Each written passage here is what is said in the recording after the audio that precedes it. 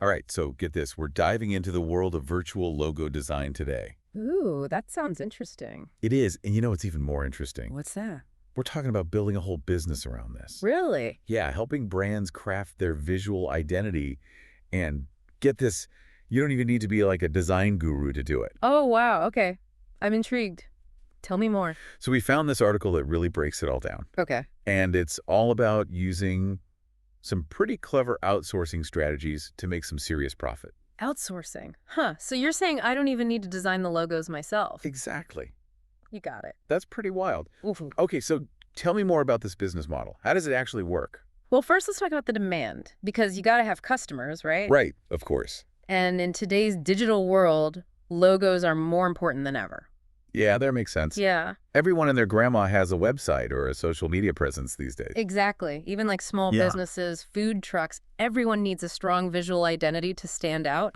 It's all about first impressions, right? You got to grab people's attention in a split second.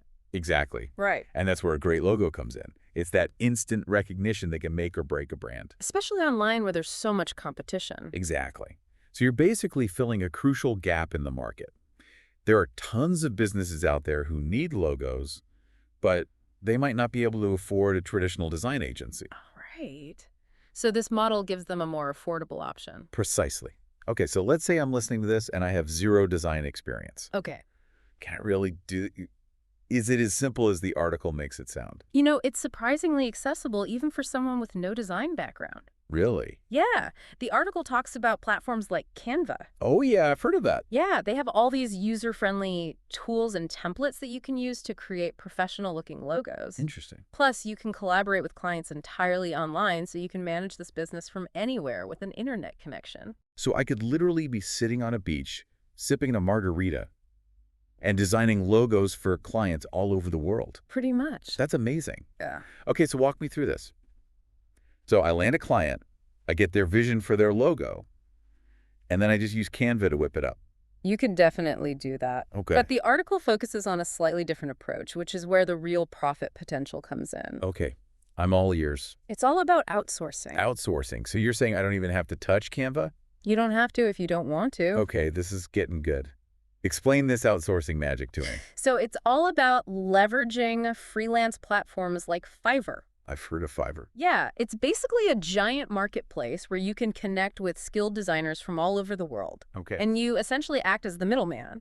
You manage the client relationship and oversee the design process. So I'm like the project manager. Exactly. You find a designer on Fiverr who fits the client's needs and budget.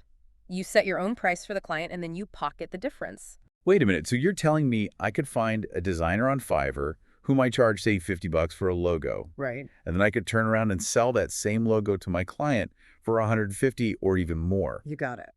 That's a crazy profit margin. It is.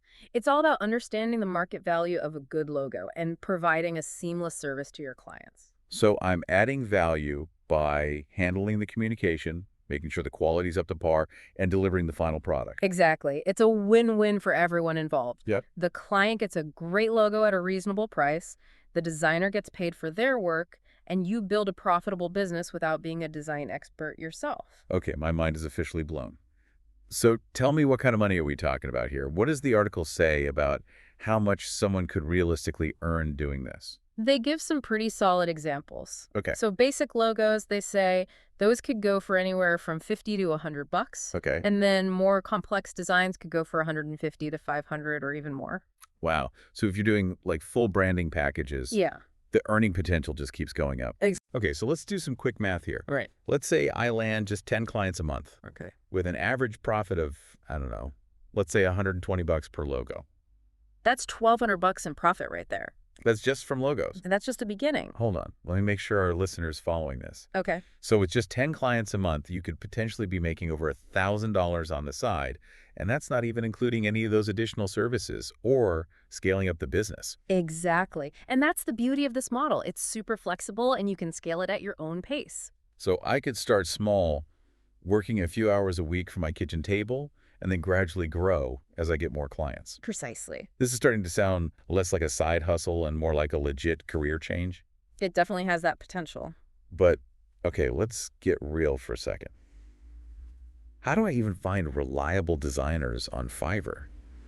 I mean, there must be thousands of them on there. There are. It's a huge platform. So how do I know who's good and who's not? Well, the article talks about the importance of doing targeted searches using specific keywords. Okay. So think about the style of logo you need, like minimalist or vintage or playful, and then you can browse portfolios that align with that style. So I'm basically acting like a curator, handpicking designers that I think would be a good fit for my clients. Yeah, you're becoming a design consultant in a way, helping businesses shape their visual identity. Okay, that sounds pretty cool. Mm. But what about pricing? How do I know I'm getting a good deal on Fiverr? And how do I make sure the quality is up to par? Those are great questions, and the article has some good advice on that front. Okay, let's hear it. So when it comes to pricing, it's all about finding that sweet spot Sweet spot between what? between quality and affordability.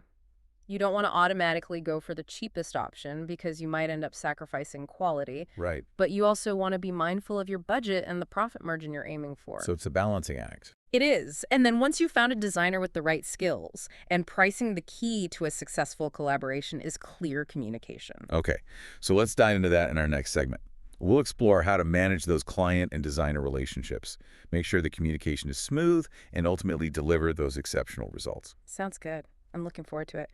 So before we even talk about like hiring a designer, Yeah, we got to talk about the brief. the brief. Okay, You got to have a rock solid brief ready to go. so what does that even mean? Like, what should be in this magical brief? It all starts with the client, you know, Okay. really getting crystal clear on what they need, what their goals are for this logo. Okay, so like, what message are they trying to convey? Exactly. Oh. What vibe are they going for? Do they have any like specific colors they want to use or fonts or anything? Okay, so I'm basically translating their vision into something a designer can actually work with. You got it. And once you've actually hired, Yeah. the designer communication is key. Okay, that makes sense. But how do you even do that? Like, are we talking emails, phone calls, carrier pigeon? Luckily, these platforms like Fiverr, they usually have built-in messaging system. Oh, that's handy. Yeah. So you can keep everything in one place and stay in touch with the designer throughout the whole process. Okay, so what am I actually talking to them about? Like, is it just approving drafts, or is there more to it? Think of yourself as the project manager, you know? Okay. You're guiding the ship, making sure everything stays on course. I like that analogy. So you'll want to give the designer feedback on those initial concepts, you know, maybe suggest some tweaks or refinements, and of course, make sure they're meeting those deadlines. Okay, so how hands-on should I be? Like, do I need to be micromanaging every little detail, or should I give them some creative freedom? It's a balance, you know? Okay. You got to strike that balance between providing clear direction, but also letting the designer use their expertise. Right, I mean, I hired them for a reason, right? Exactly. The article really emphasizes the importance of trust. Like, you've chosen this designer, so let them do their thing. Okay. But don't be afraid to speak up if something's not quite right. Okay, so clear communication, constructive feedback, and building that rapport with the designer. Got it. But what happens if things go south? Oh. Like, what if the client hates the final design or there are delays? Yeah, that's where your problem-solving skills come in. Okay. You got to be ready to handle those tricky situations professionally. So, like, what are some tips for that? Well, the article suggests setting clear expectations with the client up front. You know, having a revision process in place and just being transparent about any challenges that might pop up. So I'm not just a design middleman. I'm also customer service and conflict resolution. It's all part of the job. Okay. That sounds like a lot of hats to wear. It can be, but remember, you're building a business. Right. And with any business, there are going to be bumps in the road. True. That's part of the fun, right? Exactly. It's all part of that entrepreneurial journey. Yeah. Okay. So speaking of the journey, let's talk about scaling this thing up. Okay. Because we've been talking about logos, but the article also mentioned expanding beyond that, right? Oh, yeah. This business model has tons of growth potential. Okay. So paint me a picture. What does that look like? So you start with logos, you get really good at it, and then you gradually start offering more services. Like what? Well, think about it. Once you've nailed a client's logo, they might need business cards, website banners, social media graphics, the whole shebang. So I become their one-stop shop for all things visual. Exactly. Okay, I'm liking this. Yeah, So would I still be using Fiverr to find freelancers for all these extra services? absolutely. Fiverr has a huge pool of talent specializing in all kinds of design. So I could have a whole virtual team of designers working for me. You could. And as you grow, you might even want to bring on some in-house designers, either as employees or contractors. Okay. So we're talking about a full-fledged design agency here. We are. The possibilities are endless. Okay, my head is spinning but in a good way. So let's recap for our listener. What are the main perks of this business model? Well, we talked about low overhead, flexible hours, the ability to work from anywhere. Right. You don't need a fancy office to do this. Exactly. You can run this whole thing from your laptop. Yeah. And the flexibility is a huge draw for a lot of people. Okay. So freedom, flexibility, but there's got to be some downsides, right? Nothing's perfect. Of course there are challenges. Like with any business, you got to hustle, you got to market your services, you got to manage your finances. Right. And stay on top of trends. Exactly.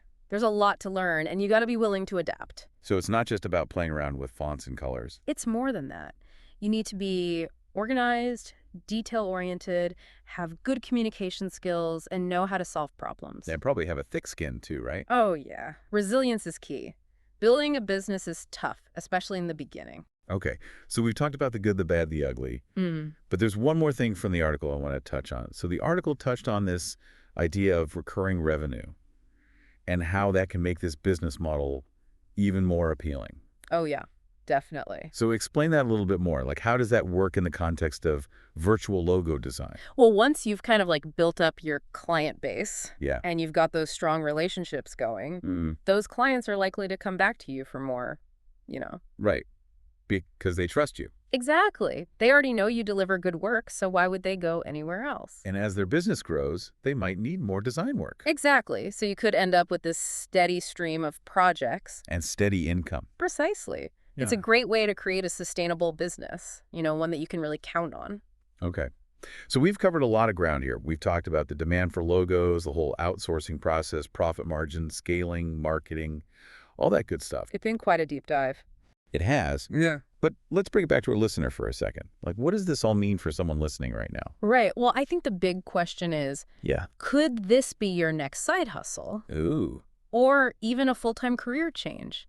You know, the barrier to entry is pretty low, the profit potential is there, and the flexibility is unmatched. I mean, it's a pretty tempting opportunity, right? It is. And the cool thing is you can kind of like ease into it. You know, Yeah. you don't have to go all in right away. You can start small, test the water, see if it's a good fit for you. And if it's not, no harm, no foul. Exactly. You've gained some valuable experience either way. Okay, so let's say someone's listening to this and they're intrigued. What's the next step? What should they do? I would say dive into those resources we mentioned, you know. Yeah. Check out Canva, play around with it, see what you can create. Get a feel for the tools. Exactly. And then hop on over to Fiverr and just browse around, see what kind of designers are out there, what their pricing is like. Get inspired. Exactly. And just imagine yourself running this kind of business. Yeah. Could you see yourself doing this? Because who knows? Maybe a year from now we'll be having you on the show as a guest talking about your success story. That would be amazing. I Yeah. would love that. So if this has sparked even a tiny bit of interest, Yeah. don't ignore it, explore it. You know, you never know where it could lead. That's what I always say. You got to follow your curiosity. Exactly. And sometimes that curiosity can lead you to a whole new path. Absolutely.